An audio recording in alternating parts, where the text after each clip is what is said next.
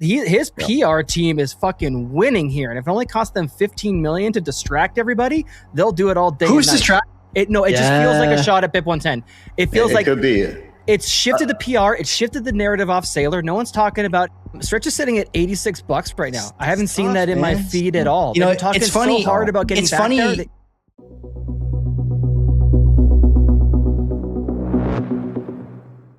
We're announcing the Bitcoin Security Consortium. I love this. A group of leading financial institutions and Bitcoin companies supporting the long-term security of the Bitcoin network. Members have pledged $15 million toward this work over the next 3 years. Who's in there? It is Anchorage Digital, ARK Invest, BlackRock, Blockstream, Coinbase, Fidelity Digital Assets, Galaxy, and Strategy. We also have Saylor tweeting here, Bitcoin security is a shared responsibility, and then goes on to say what they've just launched there. I will say that, so there's a tweet below from Simon Dixon, and the first thing that I thought when I saw this wasn't exact. It was in the same vein as what Dixon was saying. He's referring to this as akin to the New York Agreement. That was 2017 in and around SegWit and all of that. Barry Silbert from Grayscale bringing together a bunch of different, some of the biggest companies in the space and everything to agree on what the forks and everything were going to be. And that obviously didn't pan out for them. This, to me, also reminded me of, what was it called? The Bitcoin Foundation. It was Brock Pierce was one of the main people around that. Epstein's thing. I remember this. Yes. Yeah. It was Brock Pierce was in the Mighty Ducks, by the way. Brandon, not sure if you knew that. Yeah. There's also allegations he was in some other things, but let's continue. Burning Man. That was it. So yeah, like my general thoughts here are, and we were chatting about this the other day in the bat chat, but I think we're getting to a point where, in the early days, it was kind of the individual users being adversarial, and that was kind of the security mechanism. The meme, the Reservoir Dogs, all the guns pointed at each other, and it's the miners, and it's the node runners, and it's the exchanges, and it's the individuals, just wallets and all that kind of stuff.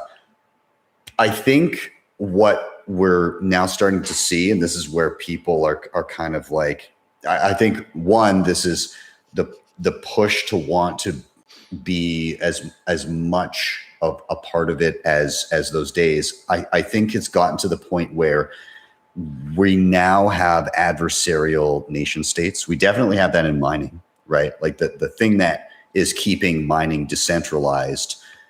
Well, yes, it's great. You can, solo mine and do all that kind of stuff.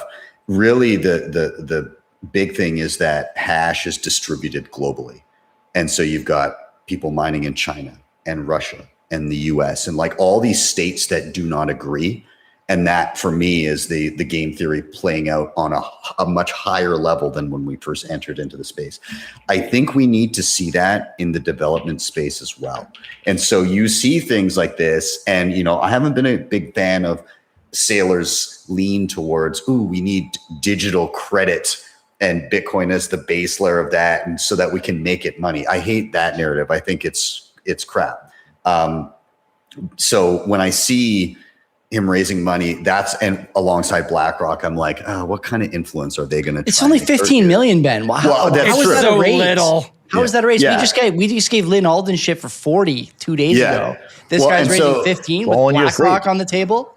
Well, and this is the other thing. So, do you guys remember when there was everybody was pissed? Odell brought up that Saylor was actually actively preventing donations through OpenSats and stuff like that. What was the story behind that? Can you remind me?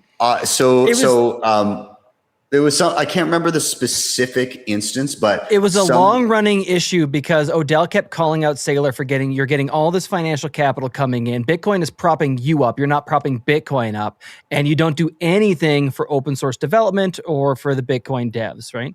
I think at the time, I could be making this up, but my brain is telling me that this is when Saylor started talking about concerns of having people wanting to do too much in Bitcoin. If you remember those conversations, he was you're right. So I think he was not, it was purposely not trying to put his hand on the scale. That was like 2023 probably ish. Somewhere in and around that. Yeah. And honestly, this whole thing, because again, you're right, 15 million, that's like what, maybe 2 houses in Vancouver right now. Yeah. It's nothing. It's nothing for these guys.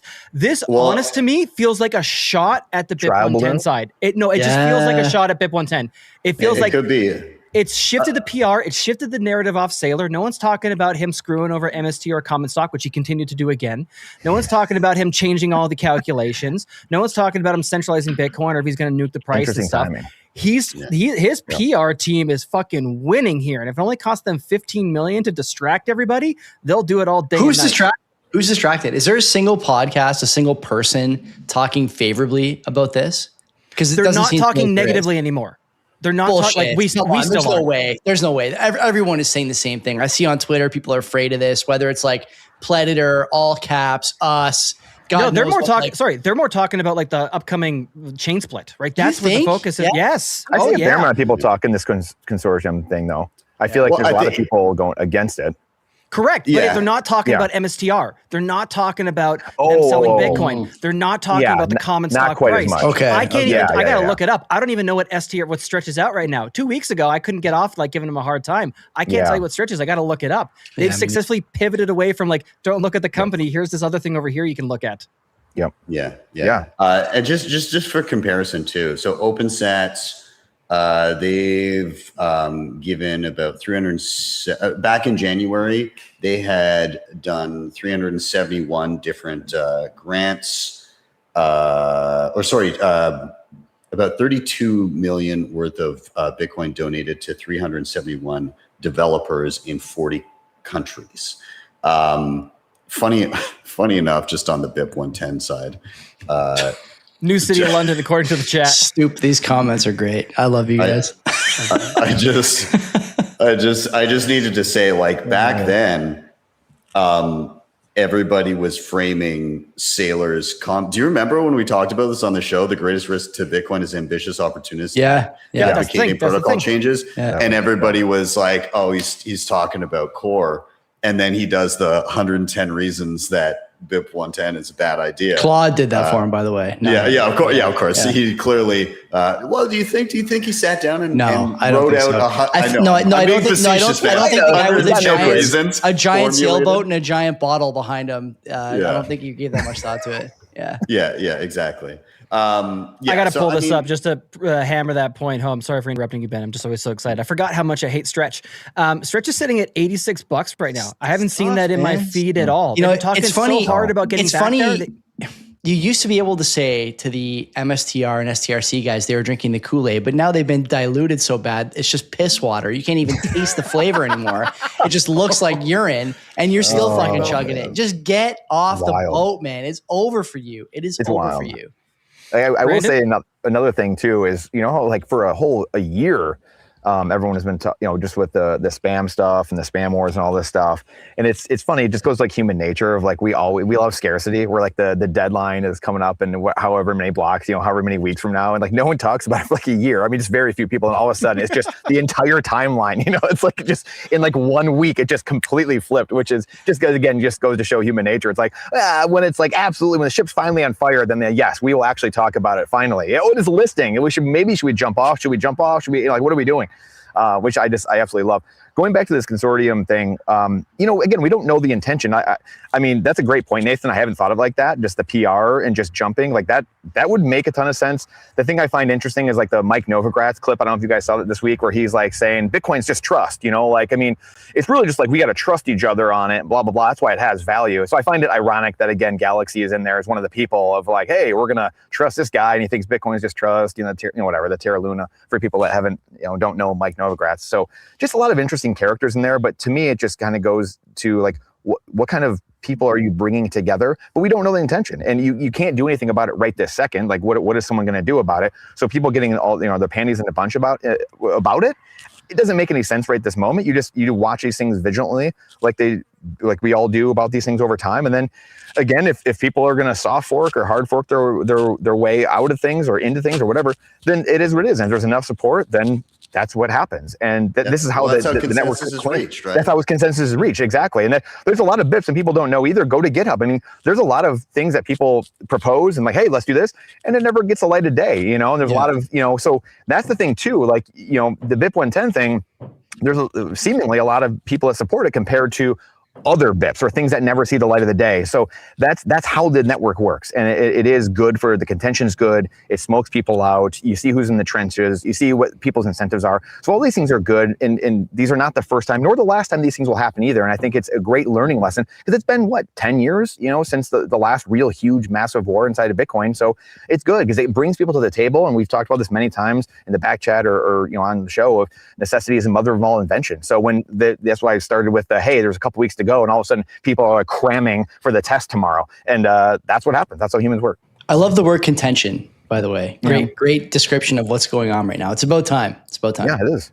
No, just adding to that decentralization note, I think that sometimes, again, not that I have the answers of where things are going. I think people don't necessarily have what I would think is a clear picture of how that is actually achieved. And it's everybody fighting for their own incentives, trying to co-op stuff, trying to control stuff, trying to benefit themselves, but everybody fucking doing it, that it gets decentralized around the world. I was talking with Bob Burnett about mining. He thinks that the financial industrial complex, or BlackRock guys, are going to get into Bitcoin mining, not because they want to earn SaaS, but because they want to guarantee block space for themselves. And so you might have different financial players that get into mining so they can guarantee transactions. You might have this Bitcoin consortium. We might see the Gulf countries Bitcoin consortium because they're worried about the American countries controlling everything right now. What so they're going to do their own and find some developing. In Alberta are running pilot scale mining programs too. You can't tell me that's to accumulate Imperial SaaS. Shell. No, you can't tell me that's the reason. There's no way. It's for them, I think it's just a cost mitigation thing, but you'll see to some extent the power companies getting into. There is some load balancing, can't support the entire world's grid. I don't actually think so. Bob, again, had some great points regarding that. But everyone and their grandmother has a reason to try and control or get a grasp on some aspect of Bitcoin, whether it's just holding it for yourself or scaling up some business or having to support something that you're doing. But it reminds me of true anarchy in the world, going back to our anarchist camp, that apparently you need to find some goddamn deodorant. True anarchy in the world does exist between countries. Countries do not have a governing body above them. Country relationships are anarchist in that same sort of way. And I think if the same decentralized anarchy framing up, it'll be on that global scale, that there'll be many consortiums, there'll be many advocates of new proposals, there'll be many mining companies for different reasons coming from different industries. And that's how we actually achieve the decentralization, because everybody's just out for themselves. Ben? Or Brandon. Yeah, Brandon. No, Ben. This is what Ben, I can tell Ben's furiously typing in the chat, I think, right now. So this is what it says Ben was saying earlier, again, in the back chat as well today, we need more implementations. We need, again, necessity is the mother of all invention. This is good. These are very good things. So these things, no matter whatever, the soft fork in the next couple of weeks, it'll turn out the way it's supposed to turn out for the right reasons, going the right direction. And just like you said, the countries too, countries operate, like you said, the anarchists, there is the countries operate with anarchy. So you have diplomats, you have a Marco Rubio, or you have war happen, things like that. These things happen because it's these players trying to figure this out. Everyone's been talking about Israel and how much influence they have over here. Well, it's the people, it's our job here in America, at least speaking for America, to have diplomats that can out influence or out persuade those people as well, because Netanyahu is coming in here doing things that are good for himself and his country, just like people are doing it on the Bitcoin protocol. So it's your job as a diplomat or someone in America or people in America to send people to power who have that ability to say, hey, I'm out influencing those people. I'm going to do things that are good for our country and what we're doing here. And hopefully we can strike deals and do things at consensus that are good for all of these people. So that's, again, that operates at these different levels. And that's what's really fascinating to me. And again, along the Bob Burnett thing, love Bob, and he's one of the only ones that talks about block space, right? He's the one of the few that talk about the scarcity of block space, and he needs to be out there more. So I'm glad you just talked to him recently. He is amazing. I wish he would speak at a bit of a faster pace, but he's brilliant. So good. Ben? Yeah, so I think, actually, you know what? I'm just going to throw in one other quick mention here. Since we're talking about Saylor and everything, there was a little update. And Saylor said, one integrated view of Strategy's Bitcoin balances sheet and capital structure. The MSTR BTC dashboard brings gross and net reserves, per share economics, valuation, duration, floor, break-even, hurdle, yield, and gain into a single framework. This was just today. But we have a little reply from Magoo here. Once again, Saylor just makes up new made up terms so he can dilute you more. I totally agree with that. That's 100% true. Yeah. Yeah. So he says updated MNAV aligns. Who is denying this at this point? That he's just doing this to dilute you. He just said like a month ago, responsible use of MSTR ATMs, and he's doing it at the worst times for cash reserves. The Bitcoin yield is down now quarter over quarter, which is new for them. He's not talking about it. Ben, let me pull up another one. I got a screen for you, Joey. I think it's worth talking about because it's still up. You can still find the information. It's ridiculous the stuff this guy is doing, and no one seems to care. He needs to resign. Is this what you're talking about? Love it. Love it. By the way, you don't have a claim to anything on this chart. Nothing on this chart belongs to you. But even if you thought for a second it was adding value, now it's going down. What do you say?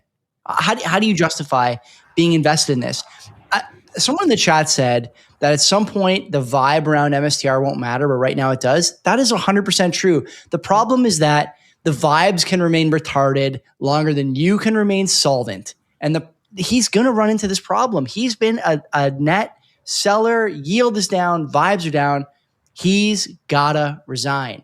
And at some point in the next year, we're going to get on this stream and I'm going to come to you live with a wide angle shot, new camera that I bought with my MSTR short money. And I'm going to be dancing. Okay. I'm going to be dancing, taking a victory lap about this take because this is going to happen. His board will not stand for it. And by the way, are you telling me that this Bitcoin security supporting developers, how is this not the beginning of a soft pivot out of the MSTR, quote unquote, executive chairman seat? It doesn't mean the SSL is controlling shares, but resigning from those symbolic figurehead positions means something to us as Bitcoiners, him as the strategy, face man, obviously, and everyone who's got comments about this. He's got to resign. It's time. It is well overdue at this point. Let's also not forget that he is 61 as well, too. It's not like you have to retire age, but he's close. Might want to. You might want to. You want to engage with Danny Knowles 3 times a year? Because that's basically where you are. Everyone is calling your bullshit on Brunel now. So let's see, what is the plan going forward? I'm not sure what it's going to be. This is why time and patience is just, again, we've talked about this many times here, but you get into the treasury company stuff, you're leveraging your Bitcoin or, et cetera, et cetera. This is going to happen over time. Governments will print forever and Bitcoin stays decentralized and secure. That's inevitable. Those things are inevitable. So all the trying to shortcut that process is what gets you into these funny games and gets you in these positions from this fiat Wall Street perspective, all the way down to just the average pleb trying to leverage and play these games where I'm trying to get more Bitcoin or something like that. You can't shortcut this. It's just time and patience. I would just ask him to go back and watch. I'm not a big fan of his transformation over time, but again, I don't know if that's Michael necessarily saying, hey, I've changed my views on society and how I look at money, or is it just I'm close to the currency printer and I have this fiat business that the magnet on my north compass is pulling me away and it's the fog of war. My compass is broken. I'm at 30,000 feet and I